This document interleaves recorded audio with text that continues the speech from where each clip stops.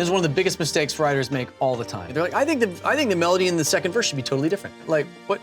Why are we changing the melody right there? Songs have also gone from being 4 minutes long to about 2 minutes and 20, 2 minutes 30, 5 artists on the same song. If you start with a chorus, that really removes the need for that bridge. I'm very, very good at hinting at a song you've heard before. My favorite is when I've done something and you're like, what is that? And you realize, oh, he didn't copy it. It's just like similar. It's like in the same space.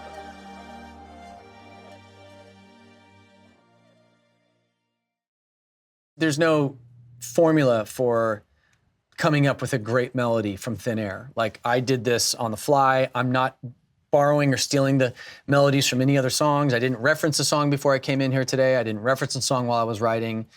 So if any of these melodies remind you of another song, it's sheer accident or happenstance, or I'm very, very good at getting close to or familiar, like hinting at a song you've heard before, because I've absorbed so much pop music in the last, my whole lifetime.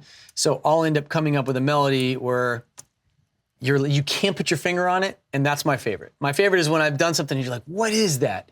And you try to figure out what it is, and then maybe you do figure out what it is and you realize, oh, he didn't copy it. It's just like similar. It's like in the same space. So with this, though, the shape of this, let's walk through this real quick, and I'm gonna get into the lyrics real fast, but look at this. So I'm starting before the one here, the pickup. Babe, I'm thinking we should waste some time. Good tequila and some friends of mine. So those two first lines are identical. If I was to go something like this, babe, I'm thinking we should. This is one of the biggest mistakes writers make all the time. I'm shocked to this day at writers who've been writing for years and they still will deviate. Every time you do a melody, whether it's verse, pre-chorus, chorus, that first phrase you say, you're telling the listener, this is my phrase for this moment, right? The beginning of the verse, here's the melody. And very, very often, writers then change the next line. They change the melody of the next line. They go off, they break from the math of what they've established. So imagine if you do this, look at it in terms of math. You go 2 plus 2 equals, right? And everybody knows it equals 4. Changing, if the first phrase is 2, babe, I'm thinking we should waste some time. Plus 2. Tequila and some friends of mine. So that feels satisfying. They equal 4. 2 plus 2 equals 4. If all of a sudden, and this is what a lot of writers do, like, babe, I'm thinking we should waste some time. tell me what you got on the line. Da-da-wa-da-da-da-da line. Like, what?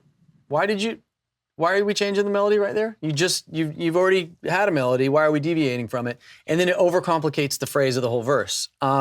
Also, when you go to verse 2, now a lot of people do different second verse melodies now. That's a new thing because there's been the last 2 or 3 years of streaming. The vast majority of hit records have more than one person on. They have features on them, like so-and-so featuring the rapper so-and-so, blah, blah, blah, blah, blah. 3, 4 Latin music, 5 artists on the same song. Each one of them has a different melody, different delivery, different phrasing.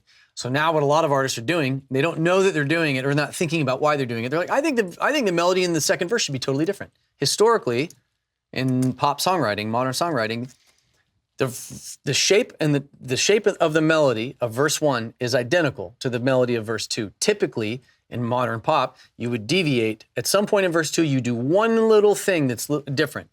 Like if this was verse 2, if this is the established melody. Babe, I'm thinking we should waste some time. Good tequila and some friends of mine.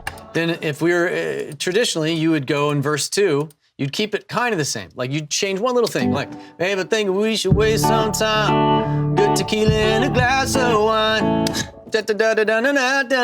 Just, that's all the change that you need, right? And for most of my songwriting career, you do one little tiny change in verse 2, different lyrics, obviously, but one little tiny change in verse 2, and that was enough. Now, half the songs I work on, verse 2 is completely different than verse 1.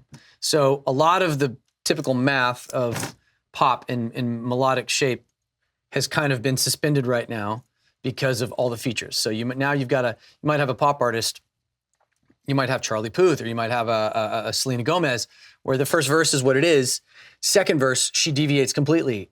And what that is a reaction to everybody listening to so many songs that have so many different features on them, different rappers, different singers.